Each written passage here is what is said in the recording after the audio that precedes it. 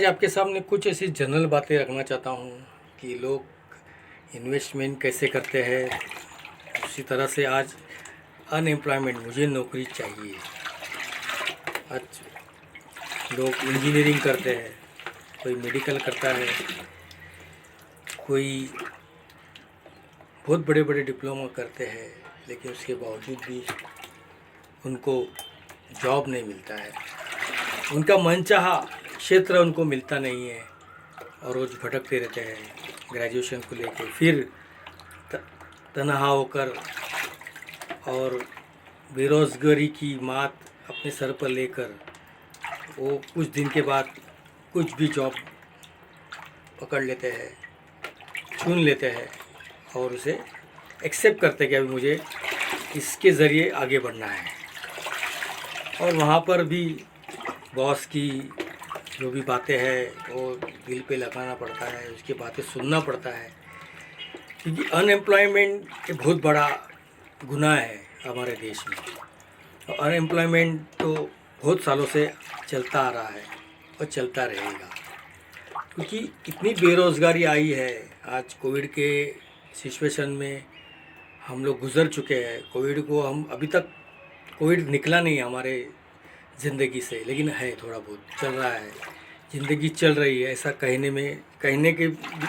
कहना चाहिए बस, और कुछ नहीं। ज़िंदगी चल रही है, लेकिन दोस्तों आज नौकरी नहीं है किसी को। बेरोज़गारी इतनी बढ़ चुकी है, लेकिन लोगों को अगर कहने जाओ कि भाई ये करो तो लोग करते नहीं हैं।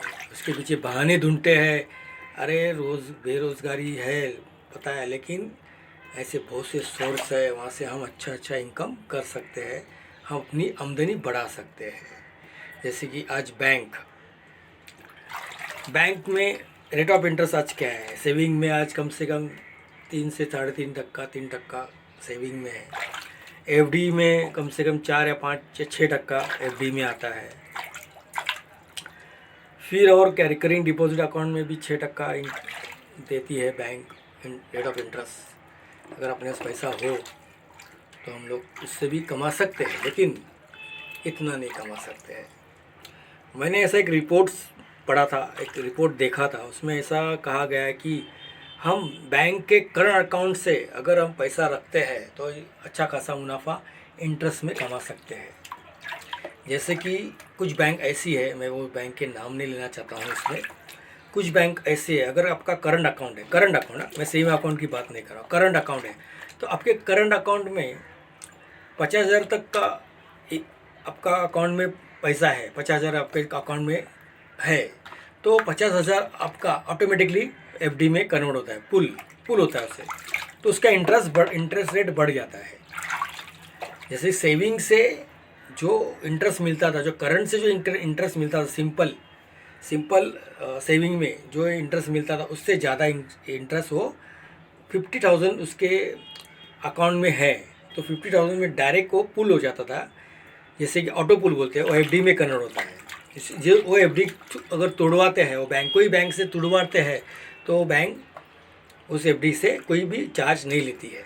अब एफडी ऑटो एफडी टूट सकती है और ऑटो एफडी बन सकती है। ऐसे करंट अकाउंट्स के कुछ बैंकों में कैटेगरीज है, वेराइटीज़ है, बैंक्स फैसिलिटी देती है, बराबर। उसका टक्का होता है 6.6। अगर अच्छा खासा अगर इनकम है उस कंपनी का, अच्छा खासा उनका बिजनेस है, तो अच्छा खासा रेट ऑफ इंटरेस्ट सिर्फ अपने एफडी से कमा सकते हैं। तो इसका मैं ये जो स्क्रीनशॉट आपके सामने रखा हूँ, इसके लिए रखा हूँ कि बैंक से भी हम इनकम कर सकते हैं। अगर बेरोज़गारी आज हमारे लोगों में है, अगर थोड़ा सा प्लानिंग करें, थोड़ा सा कुछ करें, तो बैंक से भी हम अच्छा खासा इनकम इंटरेस्ट के माध्यम से कमा सकते हैं। फिर दूसरी बात आती है म्यूचुअल फंड में आज तक का 10% से लेके 18 से 20% इंटरेस्ट मिलता है, रेट ऑफ इंटरेस्ट मिलता है, अच्छा खासा इंटरेस्ट मिलता है। अगर समझो आप 1,000 रुपया पर मंथ डालते हो, तो उसका निवेश करते हो 15 साल के लिए या 10 साल के लिए, तो 10 साल में उसका इंटरेस्ट पकड़ के आपको अच्छा खासा मुनाफा आता है।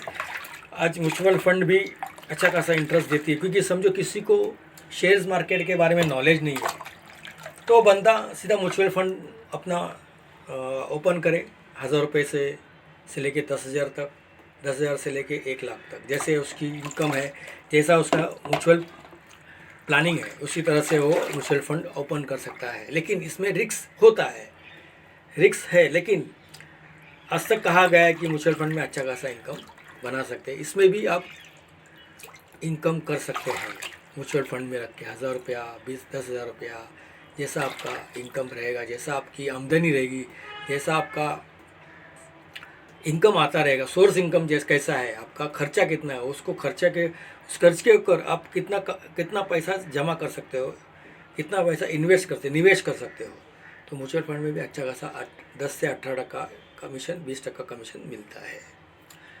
तो मुझे कहने का है, मुझे जो आपको ये सब बातें कहनी थी, वो रखनी थी, मैंने क्यों बताई, ये बातें मैंने आपके सामने क्यों रखी। आज आपके सामने यूपीआई एक ज़बरदस्त ऐसा बिजनेस है, ऑनलाइन बिजनेस। उसमें गूगल पे है, फ़ोन पे है, पेटीएम है, अमेज़ॉन पे है, ऐसे कई तरह के पे आज अपने भारत में उपलब्ध है। उसी तरह से हम लोग ट्रांजेक्शन कर रहे हैं, इनकम कर रहे हैं। लोगों को इनकम नहीं मिल रहा है, लेकिन ट्रांजेक्शन कर रहे हैं। लेकिन अपना एक में वैसा इंडियन ऐप है, इंडियन एप्लीकेशन मोबाइल पे, guaranteed commission on your transaction. आपके हर एक ट्रांजेक्शन में जो आपको सिर्फ दुकान बदलना है, गूगल पे से फ़ोन पे से मोबाइल पे में आ जाइए, आपको 101% कमीशन मिलेगा। और मैं कमीशन ले रहा हूँ करीबन 1.5 साल से। तो मोबाइल पे आज भी और कल भी स्वदेशी ऐप है, उसका स्लोगन है आज भी और कल भी। जैसे आप इन्वेस्ट करते हो, जैसे म्यूचुअल फंड की बात की मैंने, बैंक की बात की मैंने, आज बेरोज़गार की बात की, इसमें आपको रोज़गार मिलेगा। सिर्फ आपको एक इन्वेस्टमेंट करना है 1,000 रुपया 5 ईयर्स के लिए, तो ईयरली होता है 200 रुपया। हर एक कार्ड का चार्ज होता है, बैंक हर एक कार्ड के पर चार्ज करती है सालाना, बरोबर है। तो इसी तरह से मोबाइल पे आपको 1,000 रुपये का कार्ड 5 ईयर्स के वैलिडिटी के ऊपर दे रहा है, उसके साथ आपको एक्सीडेंशियल इंश्योरेंस दे रहा है, और उसमें आपका नाम रहेगा, वाईफाई रहेगा, 5,000 तक आपका गमन होगा पैसा, उसका भी इंश्योरेंस है। जैसे आपको धोखाधड़ी होती है 5,000 तक, उसका भी, गमन का भी आपको इंश्योरेंस मिलेगा 5,000 तक। तो इसी तरह से एक कार्ड डिज़ाइन किया। इस कार्ड के ज़रिए अगर आप ट्रांजेक्शन करते हैं, हमारा कार्ड रुपए कार्ड है, हमारा गेटवे रुपए है, तो सोचिए हम इंडियन के भारतीयों को एक बड़ा अपॉर्चुनिटी दे रहे हैं अर्निंग का, और उसके साथ बेरोज़गारी मिटाने का। अगर एक बेरोज़गार आदमी अगर इसे काम करेगा, इसमें अपना खुद का इन्वेस्टमेंट करना है, सिर्फ 1,000 रुपया तो एक नॉमिनल इन्वेस्टमेंट है, वो आपको रिटर्न मिल जाएगा कमीशन के द्वारा। लेकिन अगर वो खुद को इन्वेस्ट करेगा सिर्फ एंड सिर्फ 2 से 3 महीना, तो मोबाइल पे में एक अच्छा खासा करियर कर सकता है।